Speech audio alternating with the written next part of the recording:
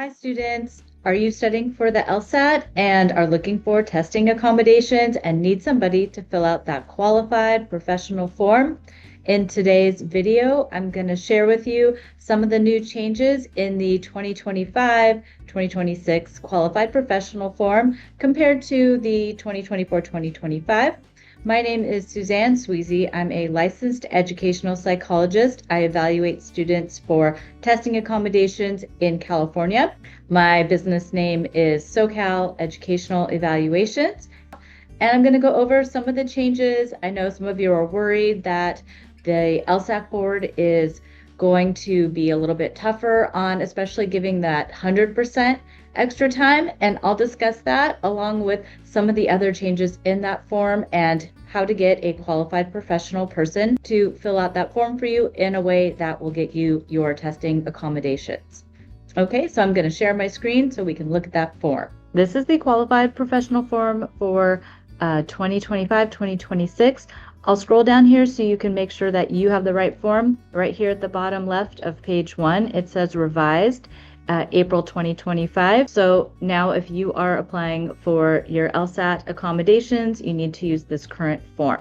So let's go up to the top and I'll show you exactly what's in this form so you can help your qualified professional fill it out, or if you're a qualified professional, this video can help you understand how to fill it out for your clients.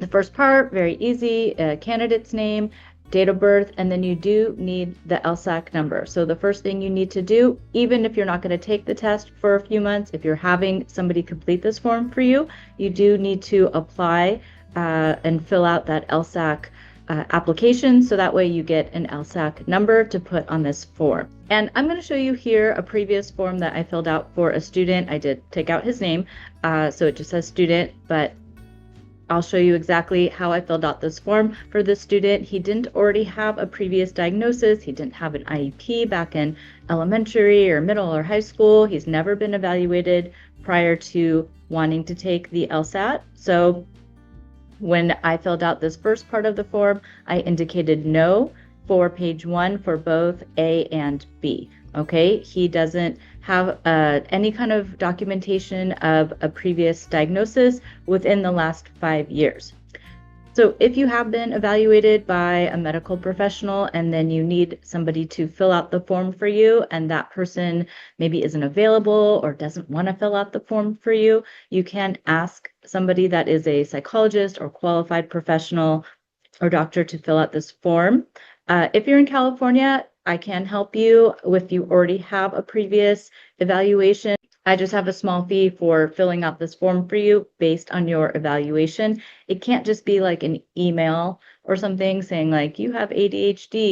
It needs to be some kind of documentation that says what your diagnosis is and your symptoms, particularly symptoms related to how they might impact testing performance, such as anxiety disorder or test anxiety or ADHD. If your diagnosis doesn't really have that information, you may need a full diagnosis from a new one from a professional, because the LSAC really wants to see that your disability is going to impact your test performance, and that's why you need the extra time or omission of the experimental section or breaks, whatever it is. They really need to see the impact on the test, not just that, oh, you have anxiety or you have depression or some other kind of mental health condition or a broken leg even or a broken arm. Those are more like temporary. And if you have a broken leg, they're not going to give you accommodations. But if you have a visual impairment or a temporary like physical impairment with your arms, maybe they will give you more time, especially a visual impairment. They will give you, I believe, over 100%, but you have to fill out the form in the right way. And that would be like an ophthalmologist that would complete the form for you, not a psychologist.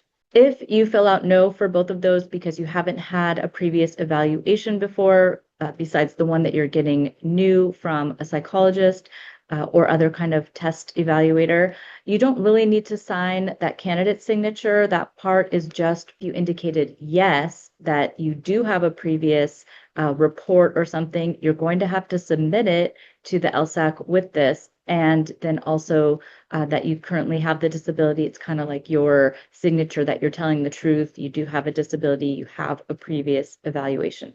So if you don't, then you don't really need to sign that bottom part, I believe. On the second page is where if you haven't had a previous evaluation that has indicated that you have an impact from a disability that's going to affect your ability to take the LSAT in that timed constraint that they give you, then you're going to have a qualified professional fill out this bottom part of the form with their information, their license number, things like that. So I fill that out. And then it says, please provide a brief statement of your professional qualifications. So I know it makes the print really small because it's a PDF, but I try to put in there, that I'm certified by the Board of Behavioral Sciences for my license, and whatever your evaluator has for their certification, they need to put a little blurb in there. The more you write, the smaller the print is going to be, but just try to balance it with good amount of information that really says, like, I'm qualified, with not making it such tiny print. There's also that issue with the diagnoses section. So if you can see here, I'll make it larger. I qualified this student under ADHD and other specified anxiety disorder for his test anxiety. So if you have more than one disability that you want to indicate in that form, it's going to make the print really small. I try to abbreviate sometimes ADHD instead of writing attention deficit. If you can see here, if I take out this other diagnoses, it makes it an appropriate size, but that's just how the form works. The more you put in, the smaller the print for these two sections. But it's been fine so far. I usually only indicate, even if my clients have 3 diagnoses that they end up with, I usually just indicate the 2 main ones that I think are more related to testing. So sometimes I've had students that have qualified for both generalized anxiety disorder and depression. I kind of think the LSAC might not really think that depression applies for the LSAT, but it might. If that's all they qualify for, I'm definitely going to put it in there. But if they qualified under multiple disabilities, I might just put 2, because as I'm saying, the more you put in there, the smaller the print, and it just looks ridiculous. And then this is for your date of diagnoses. And then your qualified professional has to sign 4 times. So make sure that they sign on all of those sections. Whereas before you just had to sign at the bottom. So that is one difference with the new form. And then here, this is also new.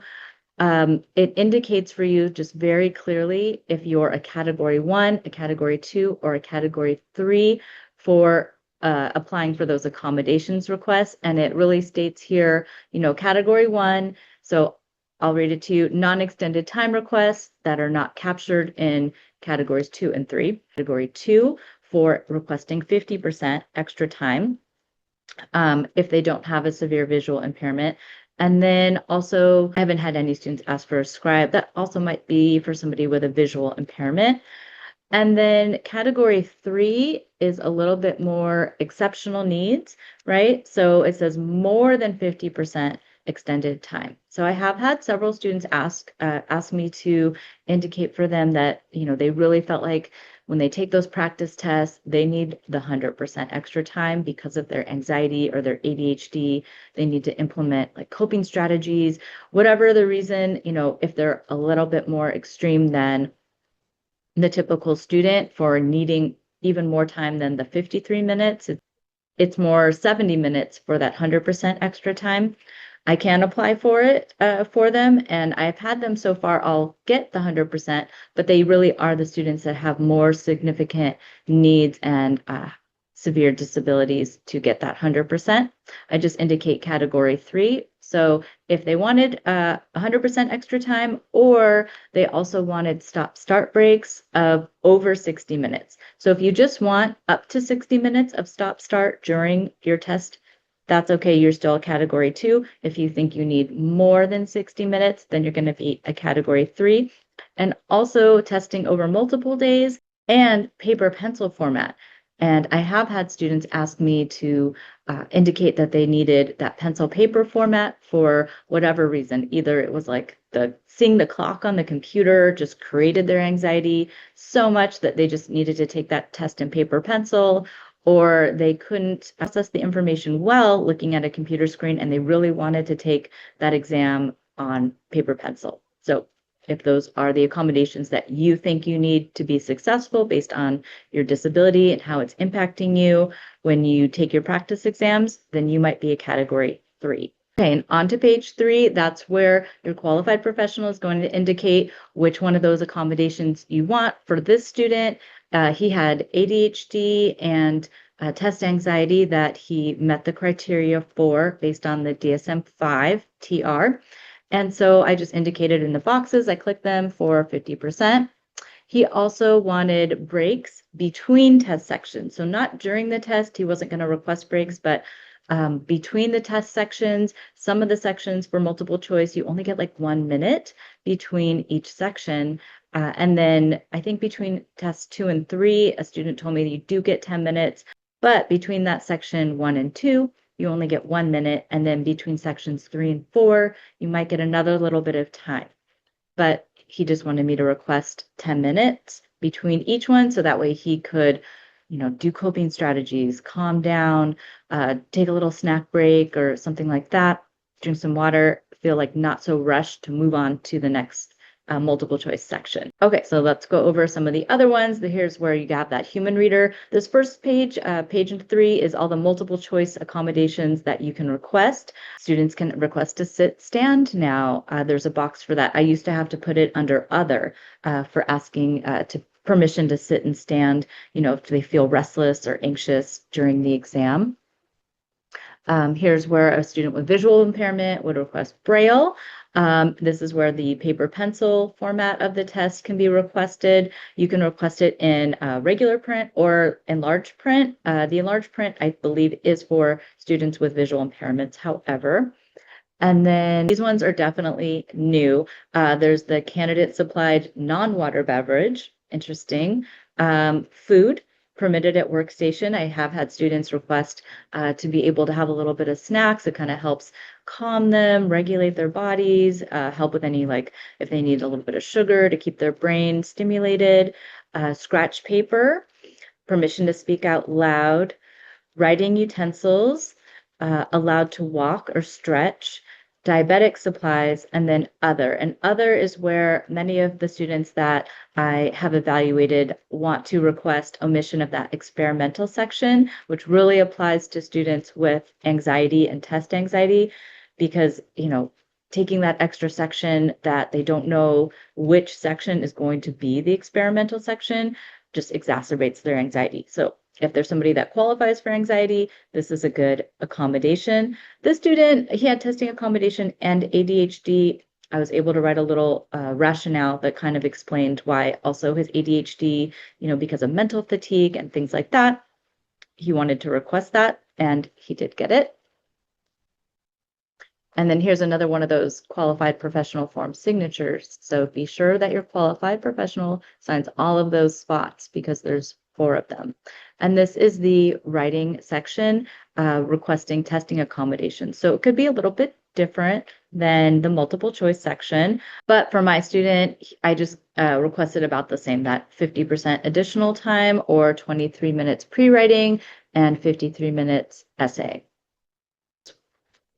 And then I also indicated for writing that he wanted stop-start breaks. So based on his eligibility and difficulties that I determined in his testing, I was able to indicate that and write a rationale for why he needs the stop-start breaks for the writing section. And then here are some of those other accommodations that are a little bit more extreme, like use of human reader, use of a scribe, sit stand, braille, paper pencil is again allowed for the written section.